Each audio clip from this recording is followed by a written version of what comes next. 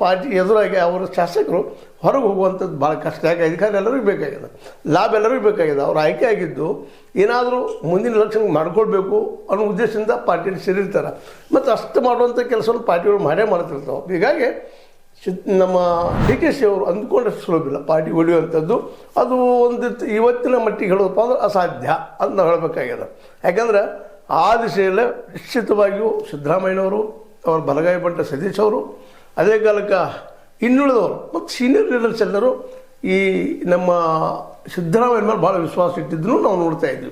ಹೀಗಾಗಿ ಈಗ ತೆಗೆದುಕೊಂಡಂಥ ನಿರ್ಧಾರ ರಾಹುಲ್ ಗಾಂಧಿಯವ್ರದ್ದು ಖಚಿತವಾಗಿಯೂ ಒಳ್ಳೆಯದು ಅಂತ ಹೇಳಬೇಕಾಗಿದೆ. ಜೊತೆಗೆ ಇನ್ನು ಏನು ಮಾಡಬೇಕಾಗಿದೆ ಇನ್ನು 2.5 ವರ್ಷದಲ್ಲೇ ಅದ್ರ ಕಡೆ ಲಕ್ಷ್ಯ ಹಾಕ್ಬೇಕು ವಿನಃ ಈ ಕುರ್ಚಿ ಕಿತ್ತಾಟನ ಮುಂದುವರ್ಸ್ಕೊಂಡು ಹೋದ್ರೆ ಈಗಾಗಲೇ ನಾವು ನೋಡ್ತಾ ಇದ್ದೀವಿ ಕರಾವಳಿ ಏರಿಯಾದಲ್ಲೇ BJPಗೆ ಒಳ್ಳೆಯ ರಿಸಲ್ಟ್ ಸಿಕ್ಕದ.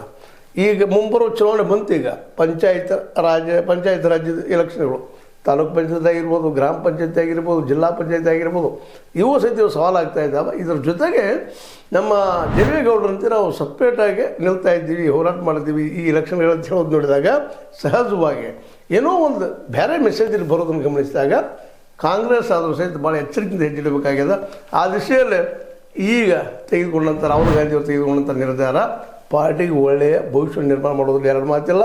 ಮತ್ತು ಇವತ್ತು ಇನ್ನೊಂದು ಮಾತು ನಿಮಗೆ ಈ ಸಂದರ್ಭದಲ್ಲಿ ಹೇಳಬೇಕಾಗಿದ್ದೀನಪ್ಪ ಅಂದ್ರೆ ರಾಹುಲ್ ಗಾಂಧಿ ಅವರಾದರೂ ಸಹಿತ ಇವತ್ತು ಮೆಚ್ಯೂರ್ಡ್ ನಾಯಕ ಆಗಿ ಬೆಳೀತಾ ಇದ್ದಾರೆ ದಿನಕ್ಕೆ ಅನ್ನೋದು ಅಷ್ಟು ಸತ್ಯದ. ಯಾಕಂದ್ರೆ ಒಂದಿಷ್ಟು ಹಳೆಯ ತಲೆಮಾರಿನ ರಾಜಕಾರಣಿಗಳು ಕಾಂಗ್ರೆಸ್ಸಿಗರು ಹೊರಟು ಹೋಗಿದ್ದಾರೆ.